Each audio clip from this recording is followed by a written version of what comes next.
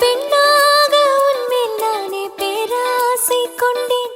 உன்னை முன்னாலே பார்க்கும் போது பேசாமல் நின்றேன். எதற்காக